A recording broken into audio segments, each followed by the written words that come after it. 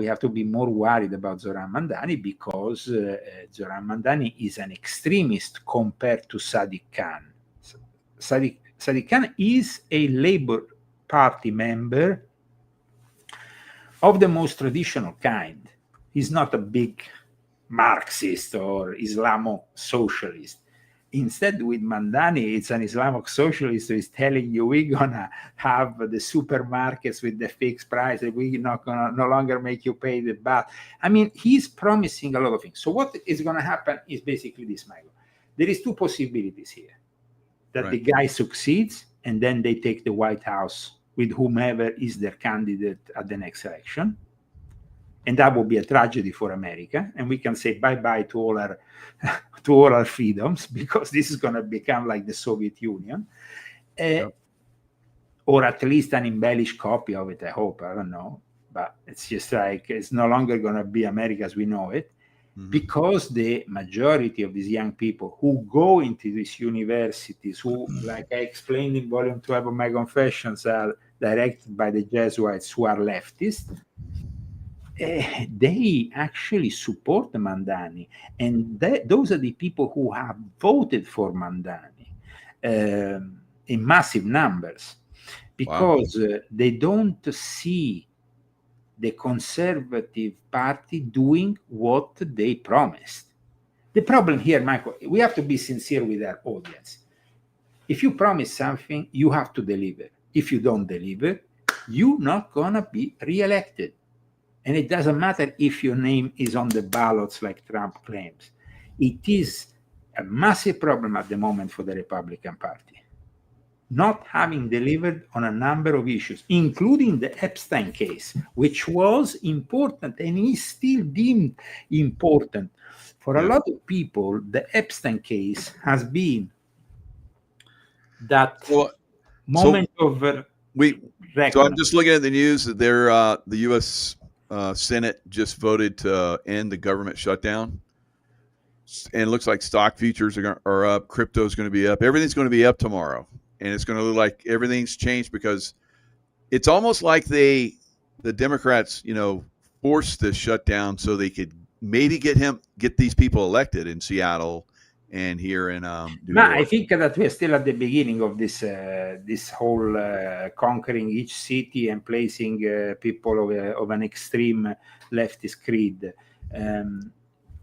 Like I said, what is going to happen in the next 2 years in New York is important at the national level, because if Mandani with his policies fails, that will be the end of any extreme leftist claim in this country. Oh yeah. Okay. I think Wall Street is going to move down to Miami. It could Palm Beach. Palm Beach. Oh yeah. There's already talk about it. They're already talking about it. A lot of CEOs are moving to Palm Beach. The problem, though, and this is a problem that a lot of people in Florida have told me about, there is massive numbers of Democrats arriving. And we know what happened in Arizona with those massive numbers of Democrats arriving from California. It changed the political landscape. Oh, yeah. So they destroy the cities. They reduce them in rumble. They promote all their most demented policies. And then after, they force these people to leave. And those people, when they leave, rather than embracing the culture they're going to, that's going to save their wallets, they bring their own BS and promote their leftist idea, which is insane, because, if an ideology has made you bankrupt and you decide to leave California, why you want to bring the same shit to another state? I know. It's like, come on. But, on the Republican side of that, or conservative side, or independents, whoever, somebody stand up, please. No one pushes back. And so they're able to weasel in and start to change everything. That's why I was just at debates in California last night. Candidates, and they're all like, if I get elected, if I get elected, if I get elected. And it's like, how are you going to get elected? They control the vote. And so they're asking them, because there's illegal voting happening in California, how do you plan to overcome that? California, after it's not going to happen. Okay, after Proposition 50 has passed, which, I was kind of very surprised that it passed in the way it did. It didn't pass because there's one county in Mount Shasta, and they did away with the Dominion voting machine. I know very well, and they did voting on paper, and they voted big time, 69% not to have. I know, Michael, but the problem is there is a problem here. You see, if this polling was, let's say, call it polling, how you want to call it, this voting on Proposition 50, which I also did, put a big fat no. But it will, in a normal world, take at least a month to get all the votes from the various counties in a regular way. How is it? They had the election set, and they already knew that Proposition 51 and that Newsom was a big hero. This is insane. It's rigged. The whole thing is rigged. Yeah, they knew right after. Now when this interesting, the numbers, because we know the Illuminati numbers. So when the voting ended, supposedly 1 second after, the Proposition 50 was approved by 66.6%. Yeah. Eventually, they changed it to like 63 or something, but initially it was 66.6%. The number of the same thing with Gavin Newsom. When Gavin Newsom, Newsom looks like his vote, like when they came in and tried to kick him out, he won the vote by 66.6. I mean, he looks like the main protagonist of Omen 3. I mean, the guy looks like he's the Antichrist impersonified. I mean, and he's definitely one of the biggest candidates that we have after Obama. That Obama now, has to pass on the torch of the Antichrist to somebody else. I think that Newsom is the ideal. Of course, we have also Prince William on the other side of the Atlantic. But having said that, California is completely rigged now. And after Proposition 50, that's it. It's finished. Finito. There is no way that we can ever claim anything politically correct in this state any longer. And it is with great sadness that I say that, because when we, and I personally also participated in Coachella to help Trump in getting elected, and here the Republicans really were very much, and of course we have Chad Bianco, who is still a great possibility if he miraculously managed to get elected. That will change the day, because Chad Bianco is a great sheriff here in Riverside County. However, the problem is that it's rigged. It's rigged to the core. I mean, this is the home of the Bohemian Club in San Francisco. Even the GOP. Huh? So I've supported candidates in California, and the GOP basically didn't fund that candidate who was the favorite candidate. They're rhinos. They're rhinos. And they put all the money into a guy that was not going to win. And so that guy didn't win. So it's totally rigged. Listen, there was a very big, important Republican meeting when I remember I wasn't yet American, but they invited me, and it was here in I think in Rancho Mirage or somewhere. And then I spoke with some people I know, and they told me, Leo, but it's just rhinos. Don't even bother. It's just rhinos. So it's just like the whole thing is rigged. Right. But they said, no, but there is a couple of Trump's sons who are going there. Yeah, but the whole thing is rigged, these rhinos. So we have to really understand that. I mean, and we have Ken Calvert, that is from a very important family. I talk about the Calverts even in volume 12 of my Confessions, because historically they're important. So, I mean, the system is rigged. Either you're a Democrat or a Republican. In order to get to Washington, you need millions of dollars. You cannot simply candidate Michael Jaco and say, I want to bring Michael Jaco in Congress. You have to have a guy who comes to Michael Jaco and say, here is 100 million. Now you can play your card.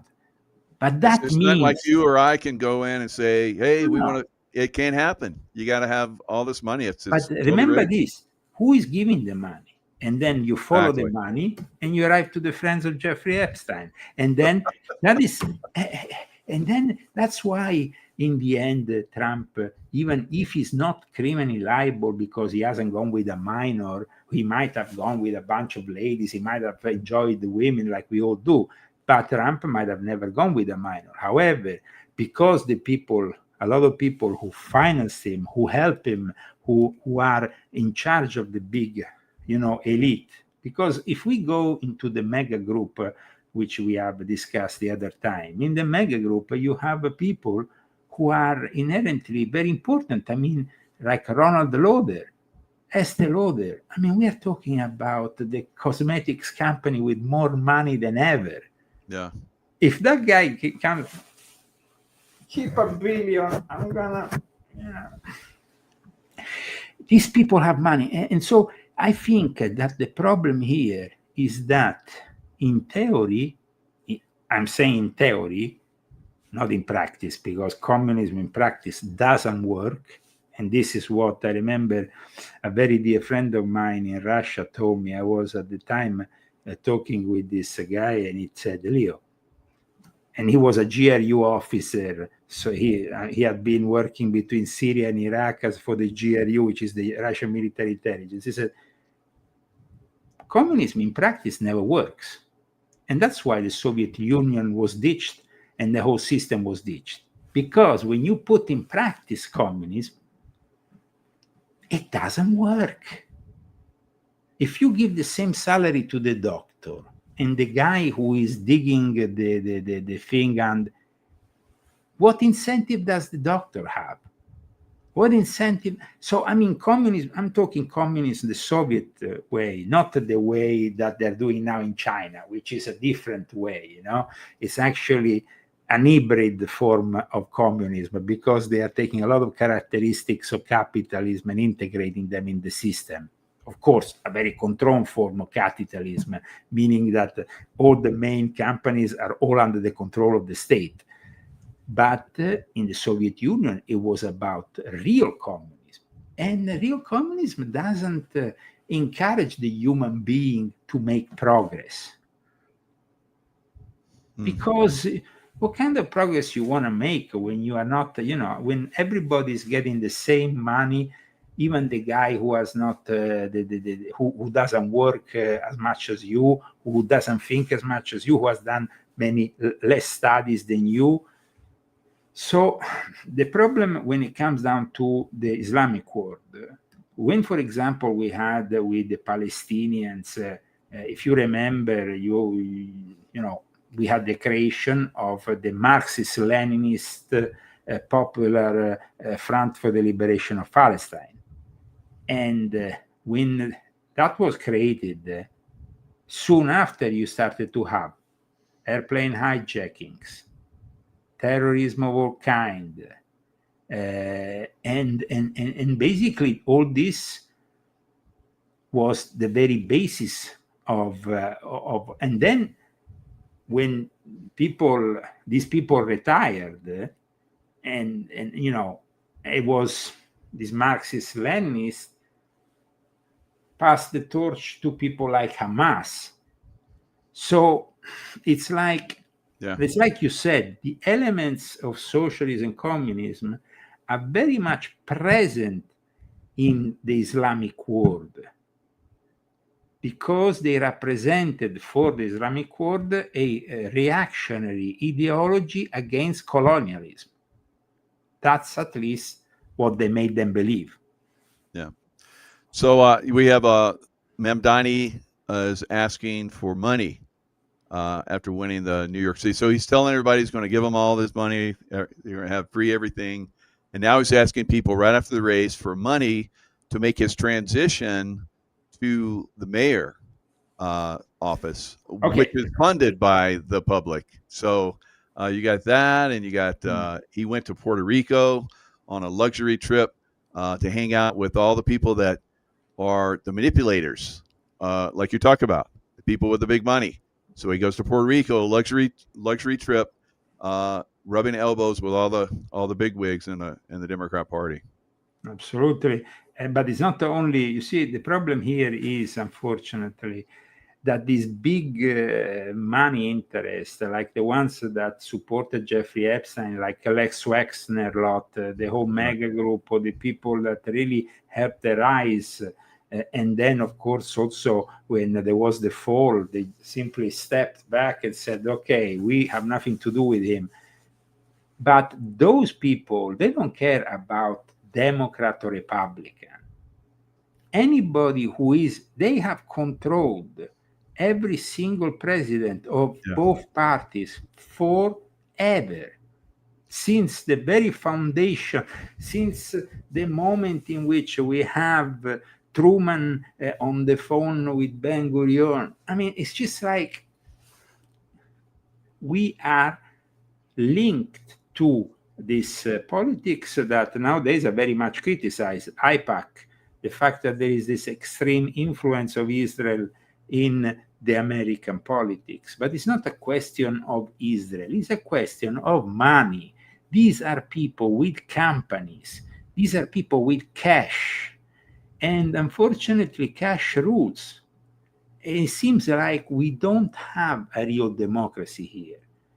And we will probably never have it until we find a way to create maybe a crowdfunding of a politician, a real crowdfunding. Right. Because the crowdfunding politician could really be the man of the people. But if the crowdfunding becomes Mandani saying, I need some money because now I need more money, because the guy has never worked a day in his life and he doesn't have any cash, of course, aside from whatever he's going to get. But of course, he's going to get the money from Soros. He's going to get the money of many other people. Don't think that Mandani, even for a second, is going to run out of money. The problem is finding the money for what he wants to propose to the people of New York, what he's actually claiming he will do for the people of New York. Meaning the free buses, meaning the supermarkets with the fixed price, meaning suddenly the rents that will be blocked to a certain price, fixed price in the rents. These things cost money. Yeah. And every time the socialists / communists take power, they leave debt, an immense amount of debt, because yes, they, of course, everything is proposed, when the Soviet Union ended up, they were literally bankrupt to the core. Right. I went there in the middle of the 90s. I went there. I was there for over a month the first time I went there. And it was simply like, apart from people were shooting themselves in the street like it was the Wild West. The people from the KGB suddenly became mafiosi. The people, you went to the supermarkets, they would sell you a Perrier bottle of water for $20 or something from the West for prices that were like, of course, not affordable for any normal Russian people. I remember Levi's jeans, they were like being shipped over there and they were paying like crazy amounts of money for them. But there were people who were, I remember because I was a record producer at the time, there were people who were importing clandestinely through Finland records into Russia, and they would put them in the back of a Ferrari. And then there were all these records, and then they would sell them in Russia. I mean, just to give you an idea. But this Wild West was the period in which Vladimir Putin made his name in St. Petersburg. And so in St. Petersburg, he really started to manifest his political characteristics, because before that, he was obviously simply an intelligence officer in charge, of course, of the KGB in Eastern Germany, which was one of the most important posts for the KGB. But I tell you, the fact that socialists create disasters, well, that was the biggest disaster ever. There were lines for potatoes, lines for anything. Yeah. People, this is what happens with socialism and communism. So I want to stress this, because a lot of young people who are now giving their support to Mandani and probably to the other candidates you show me from Seattle and many other candidates that are going to emerge from the Democratic Party, who are now tending to become more and more entrenched with extreme leftist ideology, they have never lived the Cold War. They don't know what the Cold War was, and they don't even know how the Cold War ended. But you, Michael, were there. You remember how it was at the end of the Cold War. I do, yeah. Yeah, I remember the lines like you're talking about. And America started shipping wheat to Russia so they wouldn't starve. So, I mean, we're talking about starvation. So I don't think that Mandani is going to manage to have success. But the future of the Democratic Party and the future of the White House depends, unfortunately, on the Mandani experiment. That's how it is. Because if the Mandani experiments fails, then, of course, all the people who back him, from Alexandria Ocasio-Cortez to Bernie Sanders we haven't really had so much endorsement from Governor Newsom. Newsom is like this kind of guy who still is staying into the center left. He doesn't want to move to the extreme left yet. But he's such a political opportunist that soon, we're going to see Newsom and his hairstyle suddenly merging with some more Marxist kind of. However, the whole thing is, remember, we are going towards the biggest revolution ever, which is the technological revolution of the AI and robotics. So this kind of ideology that gives you, the social welfare, that gives you the money where you need it when you don't have a job, might become more and more successful. How many jobs have people lost in the last few months because of the AI and robotics? And this is only the beginning. So the problem here is that the Republicans or anybody who wants to offer an alternative needs to think about that as the priority over everything else. Please show me what you were showing a moment ago, Michael. Yes. Person is a lot of people losing faith, inflation high, seniors struggling, buying groceries, gas prices have not gone down. What's happening? I'm hanging on, but I see many struggling. So, like you were mentioning before, that's how the communists get in, because there's high inflation. It's hard for people to survive and make ends meet. But this basically was when Trump left office, everything was booming. And then over the last 4 years, the communists pretty much under the Biden administration. Yeah, but then Trump didn't give. Yeah, but Michael, Trump should have made policies different that will immediately impact the people, especially after the crisis we had with Biden and with the pandemic. Yeah. He has not done that because maybe he wanted to overachieve through the tariffs, something that is very difficult to achieve. I don't know. It's like a situation that eventually brings, unfortunately, a whole party into disrepute, because nobody's going to vote for the Republicans if there is. Yeah, we're really looking like we're going to probably have another stock market boom and bust, just like we did. But in 2000. Who earns the money in the stock market today? You and me? No.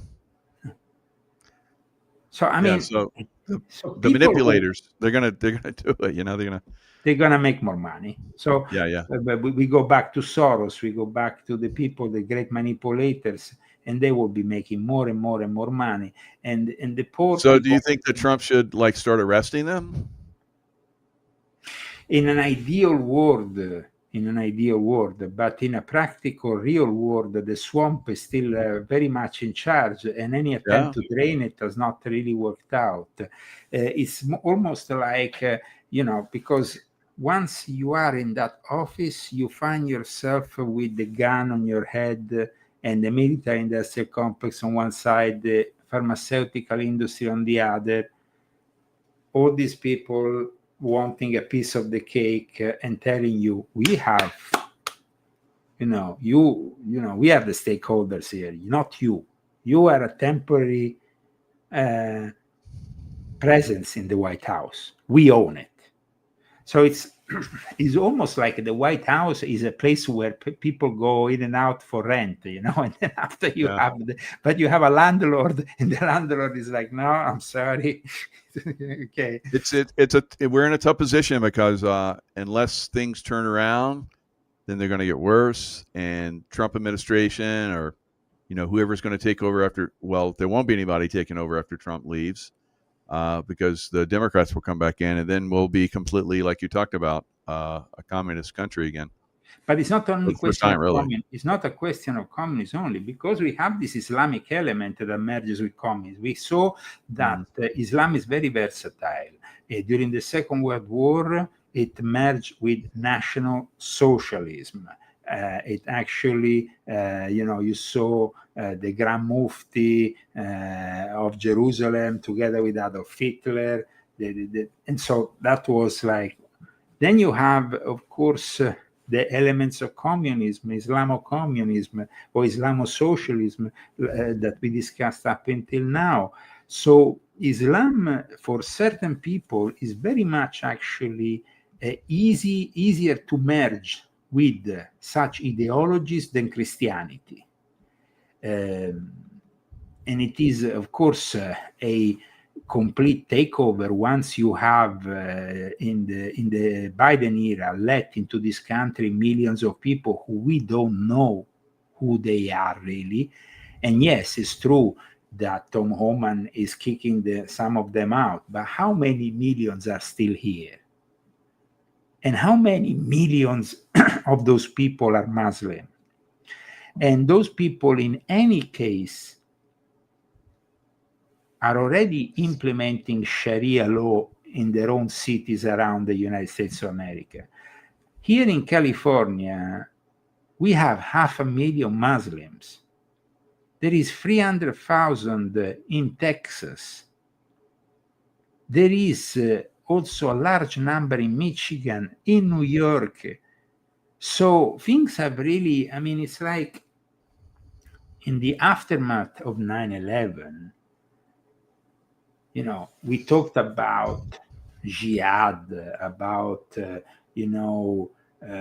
treatment, the fact that we had oppressive Sharia laws and all that. But what is happening now is an even more insidious thing, because like you said, Alex Soros is together with Huma Abedin, together united by progressive values, a Sabbatean Frankist. And let's not forget another thing that I explained in this book. Shabbatai Zevi, which religion did he convert to? Islam in 1666. Oh my God. And then from that moment onwards, the Dome infiltrated every single Islamic situation in the Middle East. So then, 100 years later, Jacob Frank came along and said, okay, let's franchise this in another part of the world and bring it to the more Christian side with Poland. Podolia had briefly been a century earlier of the Ottoman Empire, but in reality at the time, then it was back into the firm hands of the Christians. We had the Orthodox, we had the Catholics, and he offered this new crypto-Judeo transformation in which he brought a bunch of Jewish converts to the Catholic world and started to infiltrate the aristocracy. And the result is then you have, and the Rothschilds then, of course, finance the wars and become richer and richer and powerful and more powerful. But behind everything, like we stated before, is the Sabbatean Frankist banking cartel. So to actually, and what is the Vatican doing today? The Vatican is not talking about the Christians dying in Nigeria, not even once mentioned ever. Wow. But if you kill a Muslim, be sure that Pope Leo XIV is going to come out of there on St. Peter's Square and say, this is an injustice and they are brothers. And yeah, but the Christians. So So this whole system is rigged, and we have Alex Soros, who the moment he was nominated by the father, the first thing he does is going with Bill Clinton to visit Pope Francis the Jesuit. I mean, so it's obvious that these people are really making a mockery and using instrumentary religion. One thing that I learned from studying the modernists of Islam, like Jamaluddin al-Afghani, is that Jamaluddin al-Afghani knew exactly the limits of Islam, but he used this religion. He didn't believe in it. Yeah. So, I mean, what we're seeing, I've seen this before in the past. When the billionaires get behind something, it's coming. And so I remember talking to people, and they were telling me, Mike, they're backing transgenderism, and all the billionaires, the Apple Club, the corporations and everything. I knew people in those that would go to these events. So they're like, yeah, they're backing transgenderism. Before it was homosexuality, now it's transgenderism, and so we've seen transgenderism come out, over the last several years. So with Soros marrying Huma Abedin, we're seeing, and with Mamdani, we're seeing they're backing the Muslims. The billionaires are backing the Muslims. So the Muslims are going to come in. The Muslims that are now very much inclined into merging the elements of communism. So it's like Islam is more vulnerable to the manipulation of modern communism than is Christianity, because Islam shares certain doctrines with communism that tend to call for a regimented collectivized society. Doctrines, let's say, that call for the purging of those who fail to conform. Islam also shares the utopian communistic ideal demand for world conquest and world order, and who is behind the world order at the moment, if not the communist China? These principles form the bedrock, let's say, of the situation that has brought Mamdani and provided the raison d'etre of communism. But Islam is more nuanced and complex. In reality, like I stated earlier, Islam, when it's really practiced by people who believe in Islam, they reject communism. So while there should be no backing away from a vigorous critique of the dark side of Islam and Islamic doctrines, there nevertheless, I think, remains an Islamic social order that maintains the rudiments of divinely inspired law, but Muslims are in this moment are also pushed by the Sabbatian Frankists that are like present, for example, in the Hasidic community. I wrote an article, as you know, and I cited the fact that one of the last endorsement to Mamdani was given by the Hasidic community and by those in the Hasidic community that have this sect that is called I think they have a name, the Satmar. The Satmar are this Yiddish, in Yiddish, it's a group of Hasidic Judaism, and they are very much into anti-Zionism in a way.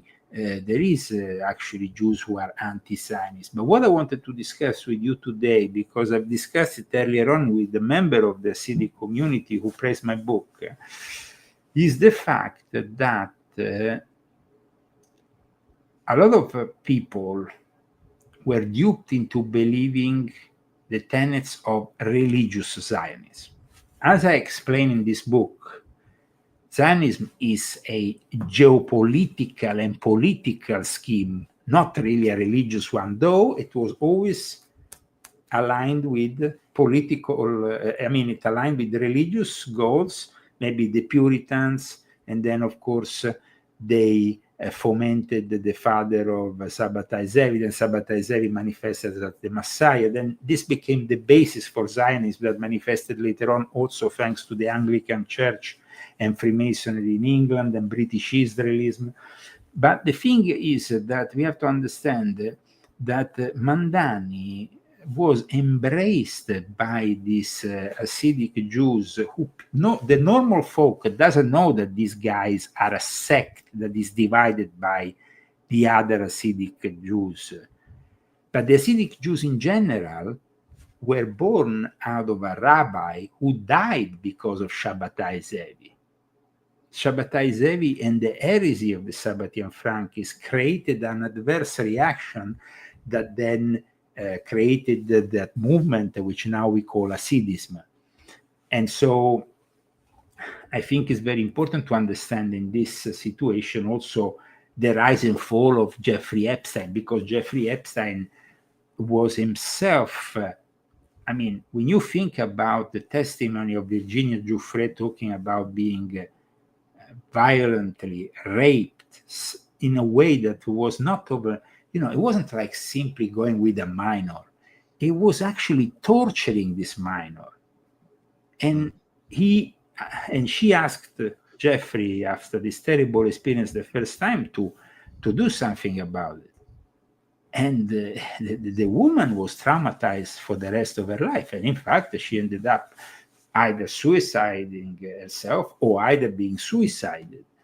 But in any case, Virginia Giuffre was a victim, and the victims are many. So when you're saying, it's a democratic hoax, that is the beginning for me of a major disappointment with Trump.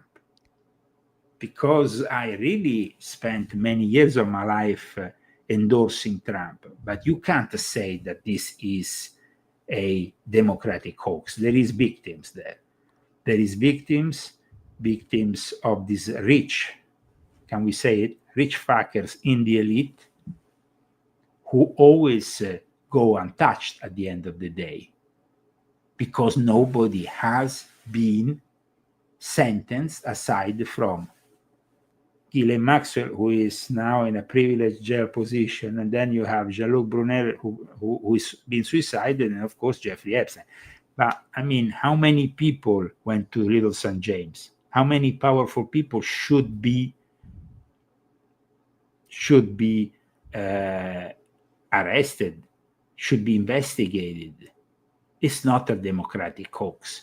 This is a scandal that we need to persevere in analyzing. So we understand, though, that when the Sabbatian Frankists are so powerful that they control the big pharma, they control parts of the military industrial complex through the banking system. It's like you won't end up like JFK.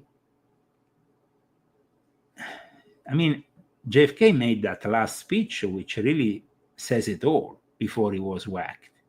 Going after the secret societies, yeah. But they killed him because he, in their eyes, in their system, he committed treason.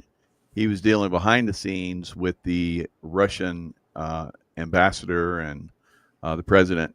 He was talking behind CIA lines because they wouldn't have allowed that. So they found out about it. And so then they convicted him of treason, and then they assassinated him. But the problem here is, after so many decades, we at the end all those promises, and we still don't know the truth about who killed JFK.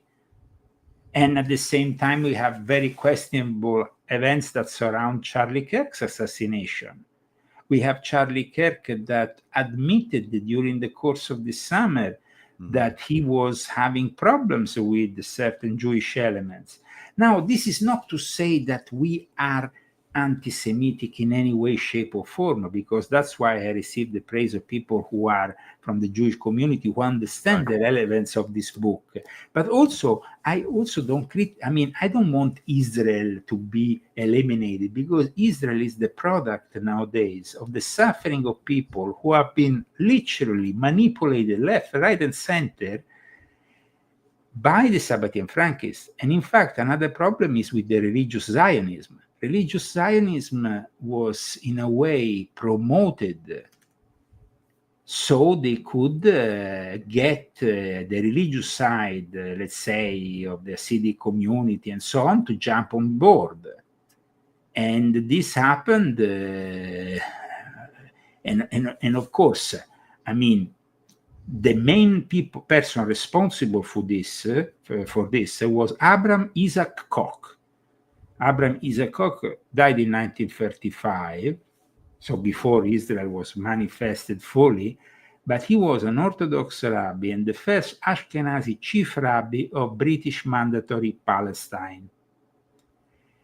He is considered the father of religious Zionism, and the problem is that today, and I spoke with people I know in Israel and also here in the Jewish community here who are very disappointed because in the end they understood that religious Zionism became simply another tool in the box of the great manipulators that didn't care at all about the religious connections. So, like I wrote in this book, Zionism unites the opposites. Like the Star of David, the two triangles that come together, it unifies the opposites. And let's say that because right in the period of the Balfour Declaration, which happened, of course, in London with that letter to the Rothschild and all that, Abraham Isaac Koch was also in England. Let's not forget that in fact, I explained the great responsibility that England has in the development of Zionism and ultimately in the creation of Israel. And who is that was closer to Jeffrey Epstein and who is now a disgraced prince? Prince Andrew. And Prince Andrew is simply an elite member which you can't question. Yes, you can take away his titles, this and that and all the other, but in the end, I will never believe in a million years that the guy will be called by Congress to answer questions here in the United States. I don't think so.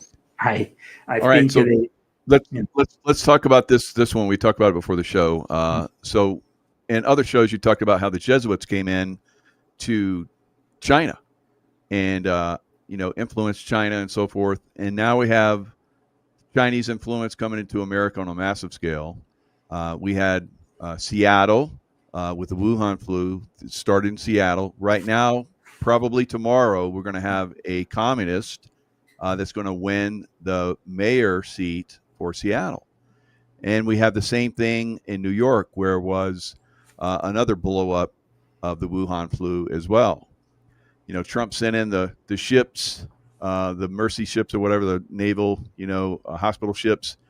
They were never used. He sent it, I think, to L.A. and sent it to, New York because it was all a hoax. There was really no big, death rates and anything like that. So the communist influence from China, is there some kind of connection there as well? Well, of course. In fact, once I spoke with this guy from Turkish intelligence. I was in Norway, and he told me that the only people allowed to deal with drugs in mainland China were the Mossad. Wow. And I was kind of like, I said, what? Yeah, Trump has talked about how in China they if they catch you dealing drugs, they kill you the same day. But apparently this guy said... unless you're Mossad, I guess. Unless you were Mossad. And why is that? Because apparently there was some, dealings also that went on there. I mean, when you're talking about, very well, black ops within the intelligence, how they are funded? With drug money. And so, so the whole thing is kind of goes back to that.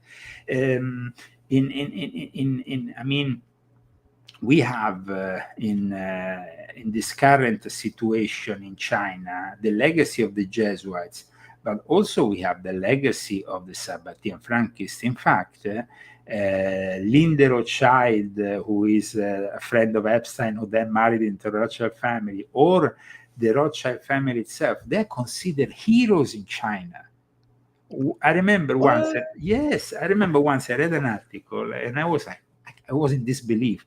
They had published a book about the history of the Rothschilds in China. And I think it was the Rothschild with her husband, now deceased, I think, what's his name, Ed, who went and presented the book. And there were lines and lines of people. Chinese wanted to know everything about the Rothschild. They were simply like, wow, enthused by the whole thing. So this gives you an idea that and you know that 20%, who owns 20% of the Bank of China? It's Rothschild? Yeah, of course. Wow. So here we are talking about the one of the most important Sabatier Frankist families. Nowadays, Linda Rothschild is getting rid of The Economist. The Economist, you know who's buying The Economist? Like I explained in this book, is the new heir to the Sabatier Frankist sect, John Elkann. John Elkann, who was with the Juventus soccer team in the Oval Office in May. This gentleman here.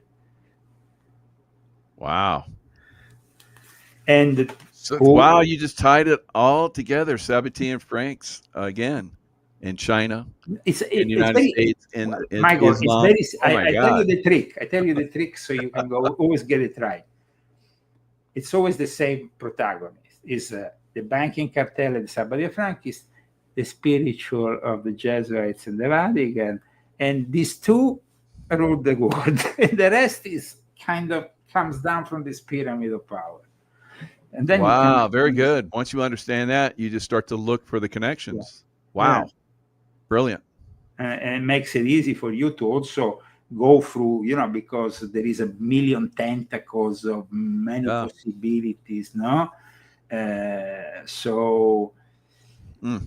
I think it's very important for people to understand that today, like I explained in the introduction of this book, and I will never say it enough, we are in front of a big dilemma, because the moment in which if we ever reveal the whole truth about Epstein, it's not about the political party, it's about the whole system, like we said, crumbling down. So this is something that will make us weak. And who will take advantage of the whole thing? China. Then China, though, who is really ruling China? Who has created Shanghai? And then, and I explained this in volume 12 of my Confessions when I talk about the Jesuits in China. Nancy Pelosi is now retiring with all those millions. Part of those millions come also from having made possible the deal, which is currently still secret, between the Vatican and China. Today, the only Catholic church in China is the Catholic State Church.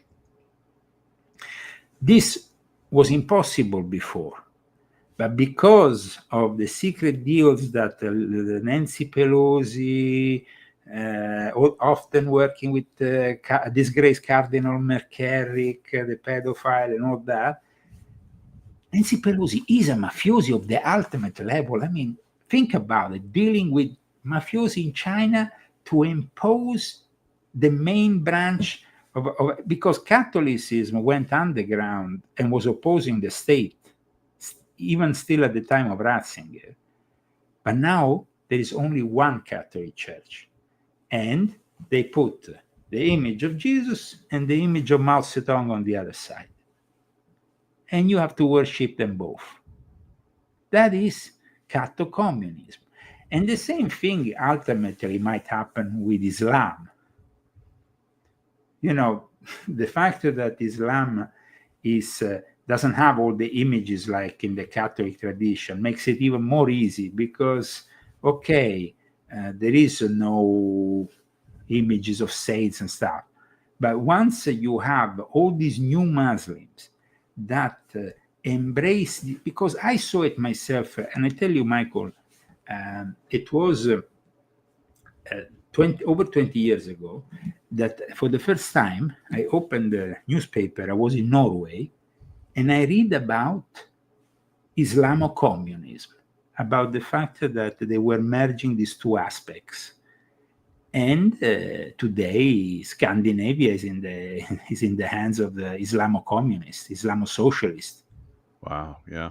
So thank you so much for having me once again here. And I think we have given once again a great analysis for our viewers in this incredible 90 minutes.